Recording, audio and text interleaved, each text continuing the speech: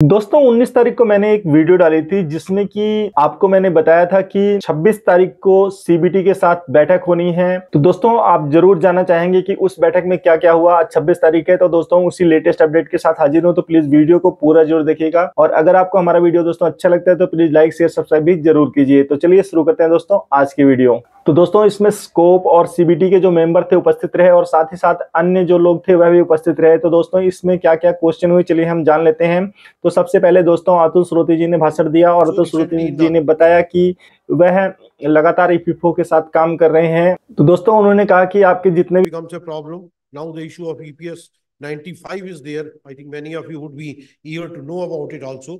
Coming back to the public sectors, in fact public sectors question है आपके मन में जितने भी अलग अलग इश्यूज हैं वह सभी आज के जो इंटरेक्टिव सेशन है उसमें रिजॉल्व होगा। और उन्होंने कहा कि वह सीबीटी के दूसरी बार मेंबर बने हैं। और इसके बाद अश्विनी कुमार गुप्ता जी ने ईपीएफओ के बारे में एक संक्षिप्त पीपीटी प्रेजेंटेशन किया जिसके बारे में उन्होंने बताया कि ईपीएफओ क्या है, वह कैसे काम करता है, इसमें कितने सीबीटी के सदस्य हैं और इसमें कंप्लीट जानकारी दी उन्होंने क्या क्या बेनिफिट है। और दोस्तों इसके बाद जो इंटरेक्टिव क्वेश्चन आवर था वह शुरू हुआ और इस क्वेश्चन में जो सबसे पहला क्वेश्चन था वह प्रवीण जी ने पूछा। तो प्रवीण जी ने जो पहला प्रश्न पूछा उन्होंने कहा कि मान लीजिए अगर मैं 2030 में रिटायर होता हूं तो उस समय जो मेरी जो पेंशन कैलकुलेशन करने का फॉर्मूला है यानी कि नंबर ऑफ ईयर्स गुणा 365 डिवाइड बाय 70, तो क्या यह जो फॉर्मूला है वह चेंज हो जाएगा या सेम रहेगा। इस पर जग्गी जी ने जवाब दिया। उन्होंने कहा कि जो ईपीएफओ है वह एक संस्था है और जो कि मान लीजिए सदस्यों से पैसे लेती है और उसके बाद वह वर्क करती है। और यह कैसे होता है उन्होंने यह भी बताया कि मान लीजिए अगर कोई सदस्य है वह किसी तरह से उसकी मृत्यु हो जाती है तो उसकी विधवा को पेंशन मिलती है। और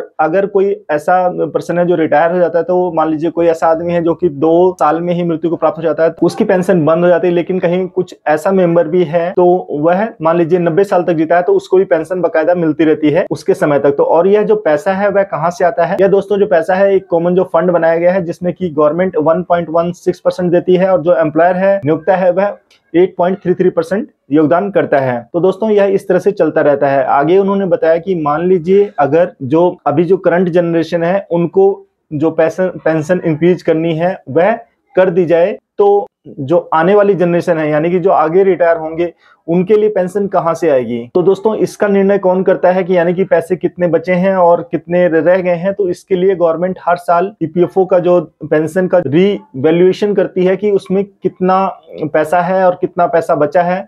वह सारी चीजें होने के बाद ही यह निश्चित होता है कि क्या कोई जो अमेंडमेंट है वह करना है कि नहीं। और इसका अधिकार सरकार के पास होता है। और सुप्रीम कोर्ट ने भी अपने फैसले में इसको बताया था कि अगर कोई मांग जायज है, अगर वह इंक्रीज होने लायक है तो उसको इंक्रीज करना चाहिए और इसी को सुप्रीम कोर्ट ने भी बताया। तो दोस्तों यह था सिर्फ एक क्वेश्चन और इसी तरह से मैं आगे की। तो दोस्तों यह था वीडियो का पहला पार्ट। वीडियो का सेकंड पार्ट कल आएगा जिसमें कि मैं आपको और जानकारी दूंगा और यह जो जानकारी है वह बिल्कुल सोर्स से है यानी कि ईपीएफओ के मेंबर खुद बता रहे हैं। तो यहाँ पर कोई फ्रॉड वाली बात नहीं है। तो दोस्तों कल का पार्ट देखना न भूलें। फिर मिलेंगे अगले वीडियो में। नमस्कार।